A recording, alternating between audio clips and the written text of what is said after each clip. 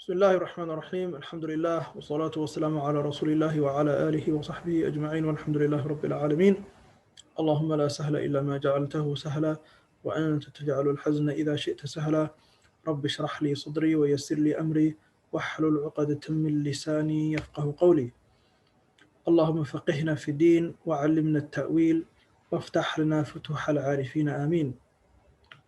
Inshallah, just continuing from where we left off in another episode of our series on the Quran. قال المؤلف رحمه الله ونفعنا الله بعلومه في الدارين آمين تعليم المتعلمين فرض كفاية. So he mentions Imam al-Nawawi alayhi rahmatullah, and may Allah enable us to benefit from his knowledge.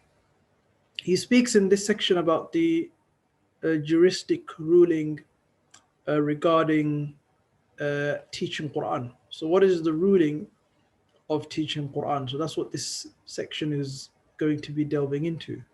So he says, تعليم المتعلمين فرض كفاية. He is to teach students, meaning the Quran, is a communal obligation. So it's not something which is recommended. So the educational process of teaching students is a communal obligation. فإن لم يكن من يصلح له إلا واحدا تعين عليه. And if there is nobody in the entire community who has the qualifications to be able to teach, except one person, تعين عليه, it becomes an individual obligation for this person. So that's the nature of Farad Kifaya. Farad Kifaya is referring to a type of obligation that's a communal obligation, in the sense that it's an action that needs to be done. Not everybody needs to do it, but so long as some people in the society or in the community are upholding that obligation and fulfilling the rights of that obligation, it removes the responsibility from everybody else. That's what Farad Kifaya means. So تعليم المتعلم فرض كفاية. So this, the education process, Islamic education, Quran, Islamic studies generally speaking, is farad kifaya. And if there's nobody in the entire community who's qualified to do it except just one person, it becomes farad ayn, it becomes يعني تعين عليه, it becomes an individual obligation on that person. وإن كان, the author, he says, وإن كان هناك جماعة, if there is an entire community, a huge amount of people, إن كان هناك جماعة يحصل التعليم ببعضهم فامتنعوا كلهم أثموا. If there's a huge amount of people, okay, who are qualified to be able to give that Islamic education, that Quranic education, okay, and the responsibility would have been fulfilled if some of them were to fulfill that role, it would absolve the entire community. If they were to then refuse, فَامْتَنَعُوا كُلُّهُمْ, everybody refused to teach. If they did that, أَثِمُوا, every single person in that community is sinful. And that's just the nature of Farad Kifaya. So Farad Kifaya means that if some people are fulfilling that responsibility, everybody else in that community is free from sin. However, if there are people who are qualified to do it and they don't do it, it means every single person is in sin. So that's the nature of Farad Kifaya. Then Imam Nawawi continues and he says, وَإِنْ قَامَ بِهِ بَعْضُهُمْ. If there are some people in the community qualified who do fulfill that responsibility, سَقَطَ الْحَرَجُ عَنِ الْبَاقِينَ, the responsibility is absolved from everybody else. Okay? What about if somebody were to ask one specific person to teach them Quran? Do they have to acquiesce and say, okay, I have to accept since you asked me? Imam al-Nawawi, he says, وَإِن طُلِبَ مِنْ أَحَدِهِمْ فَامْتَنَعَ.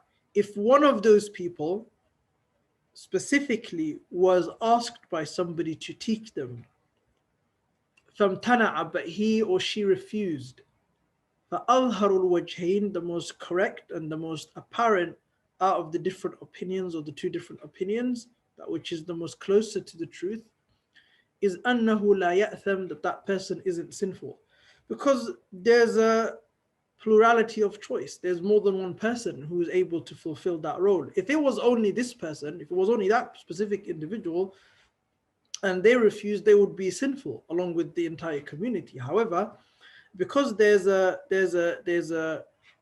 more than one person who's able to fulfill that responsibility, then if you ask one specific person, then that person isn't sinful if they were to refuse in those circumstances.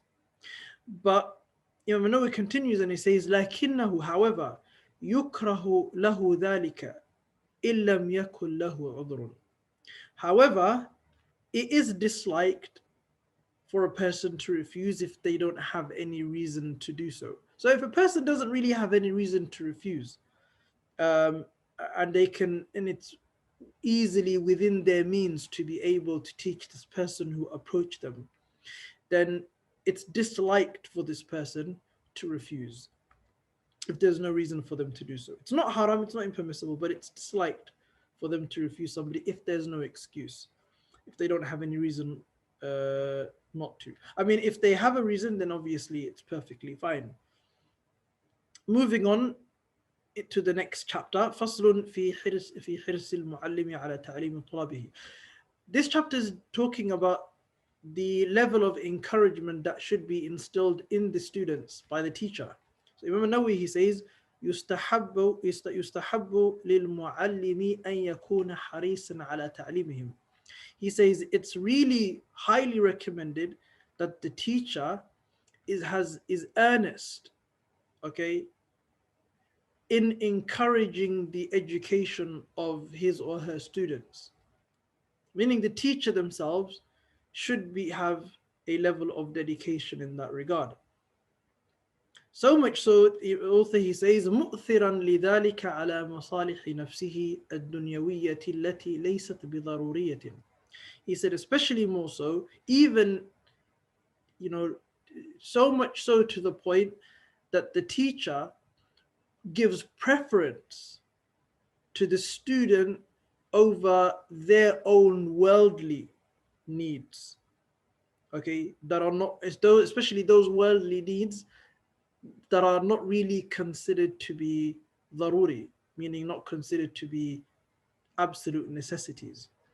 So if they are just, normal issues, giving preference and precedence, you're giving the student that extra level of, preference, is considered to be something that a teacher should do, especially if it conflicts with the teacher's own desire for dunya and other things. Now, obviously, we have to put everything here into context, and it's important to always contextualize. It's important also for the teachers to be respected. It's also very important for the teachers to also be given that recognition, and for the community to also understand that the teacher who is teaching the Quran to the younger generation, to the children in the community, they also need to also be taken care of, okay? Because they also have families, they also have rights, they also have responsibilities. So they're not really just something that's there just to be used and discarded. And in the past, people would highly respect the teachers in the community, the imams and the Quran teachers, and they would be given a huge amount of admiration and respect because of that work that they were doing. And obviously, as society evolves, things change, and what we witness nowadays quite different to how things used to be in the past, where there's not really much respect given to teachers who teach Quran, unfortunately. Having said that, Imam Nawawi, he says here, the teacher, obviously, considering the fact that he or she is teaching, their students, they should give them a level of preference, even to their own selves in those issues that are not considered necessities. Then Imam Nawawi continues, وَأَنْ يُفَرِّغَ قَلْبَهُ فِي حَالِ جُلُوسِهِ لإقرائهم من الأسباب الشاغلة كلها. The teacher, he is saying, Imam Nawawi, should free their hearts from anything that would disturb them whilst they are teaching their students. So obviously sometimes, everybody is going through difficulties in their lives, everybody's going through their own struggle, and that's something that should be recognized. However, the teacher, as much as they are able to do so, if they can kind of remove those worldly concerns, from themselves during the time in which they are teaching, that's something that is important for them to do. And that's the best way a person could be a teacher. Okay, so giving that extra level of focus and being and concentrating on what they're teaching the students is something which is very important. So giving priority to the class, or giving priority to the student or students, whatever the case may be, that is something which is extremely important for teachers to do. And they shouldn't be and at that time in which they're teaching, they shouldn't be busied with something else.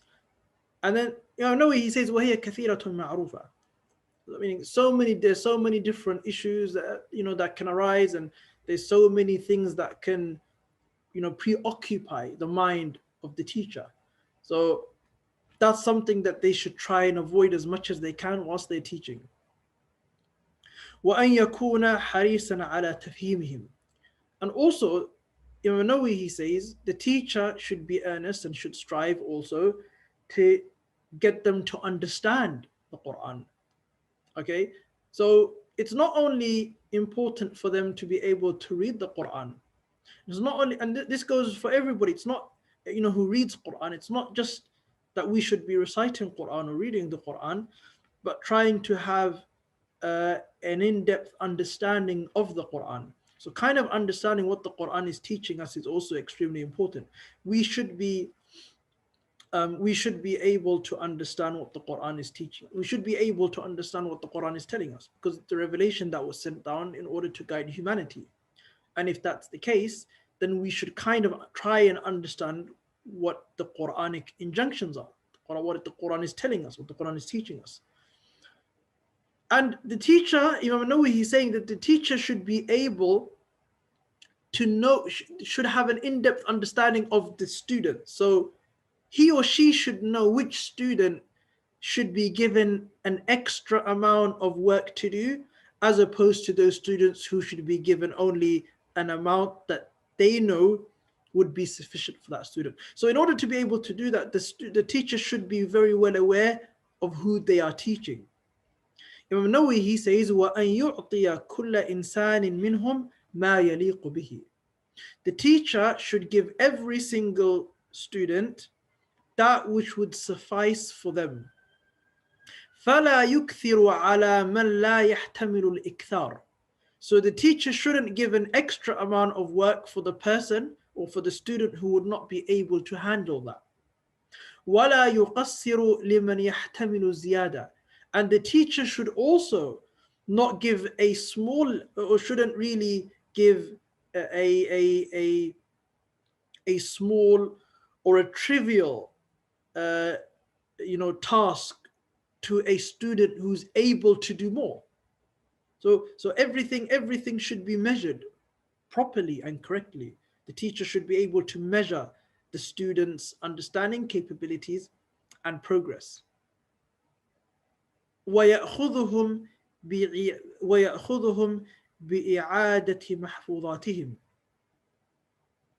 The teacher should then, take them to task all the time, especially in that which they've understood and that which they've memorized. So they should be able to listen to them and to also take them to account for that which they've memorized and that which they've learned. Okay? وَيُثْنِي عَلَى مَنْ ظَهَرَتْ نَجَابَتُهُ. And the one whose brilliance, the student who had, whose brilliance becomes manifest, the teacher should praise that student. So the teacher should give that level of, should give that student words of fulfillment and praise, just to show that they do take into consideration their progress. Imam Nawawi, he says, so long ما لم يخش عليه فتنة بإعجاب أو غيره. So much so that the teacher isn't afraid that by doing so it would cause the student to assume that they are, to have self-amazement and assume that, that they've reached, everything that they need, or that they become arrogant or anything like that. So there's a measured level of rewarding, okay, the student who shows something, shows some of their brilliance, and it becomes manifest. There should be some kind of reward that's given to that student, and there should be good words, meaning praise, so long as it doesn't lead that student, or it doesn't cause that student to not be able to handle, that praise, or whatever the case may be. And the whole point of teaching the Quran is to instill humbleness in this, humility in the student, and not to instill self-amazement, arrogance, or behavior, exalted behavior. وَمَنْ قَصَّرَ, he says, and the student who falls short of what they're expected to do, وَمَنْ قَصَّرَ عَنَّفَهُ تَعْنِيفًا لَطِيفًا مَا لَمْ يَخْشَ تَنْفِيرَهُ. He says the student who falls short should be reprimanded softly, okay, so long as the teacher doesn't fear that by doing so it would lead to the student, abandoning the entirety of the learning the Quran. If he fears that by doing so the student would run away, then it's best not to do so, not to reprimand the student, but to encourage the student in other ways. However, there are some students who, by reprimanding them, it serves as a reminder, and they understand, and they recognize that they need to put in more effort. Then he says, وَلَا يَحْسُدُ أَحَدًا مِنْهُمْ لِبَرَاءَةٍ تَظْهَرُ مِنْهُ. Now, obviously, this is something that may not really be conceivable to many people, but sometimes what can happen is that if the teacher, and this is especially if this teacher himself or herself isn't spiritually trained, okay, they're not spiritually trained themselves, if they notice that one student is doing really well, sometimes what can happen is that the teacher feels inadequate and starts feeling envious towards the student, which might really be inconceivable for many, but it actually does happen sometimes. So Imam Nawawi, he really focuses on that point here, and he says, وَلَا يَحْسُدُ أَحَدًا مِنْهُمْ لِبَرَاءَةٍ تَظْهَرُ مِنْهُ. The teacher should never, under any circumstances, be envious of any of his or her students because of any type of brilliance and any type of excellent learning or excellent understanding that they may show, that might be, that might emanate from them. So any brilliance that the student has shouldn't be a reason as to why the teacher becomes envious of that student. وَلَا يَسْتَكْثِرُ فِيهِ مَا أَنْعَمَ اللَّهُ تَعَالَى بِهِ عَلَيْهِ. And the teacher shouldn't feel begrudged because of the blessings that Allah subhanahu wa ta'ala has showed, on that student. Sometimes teaching, you'll notice that there are some students who excel over others. There are some who are just, they just have the gift, it's from Allah really. It's not to say that this student is better than everybody else. It's just that they've been given a blessing. It's a blessing by Allah subhanahu wa ta'ala. He gives to whomsoever He wills. So the teacher shouldn't feel begrudged, shouldn't feel envious towards any student who shows, if they excel and they do well. Then he says, فَإِنَّ الْحَسَدَ لِلْأَجَانِبِ حَرَامٌ شَدِيدُ التَّحْرِيمِ. He says, for a surety, envy for people who have no relation to you whatsoever is impermissible, and at the highest level of impermissibility, the most severest form of impermissibility.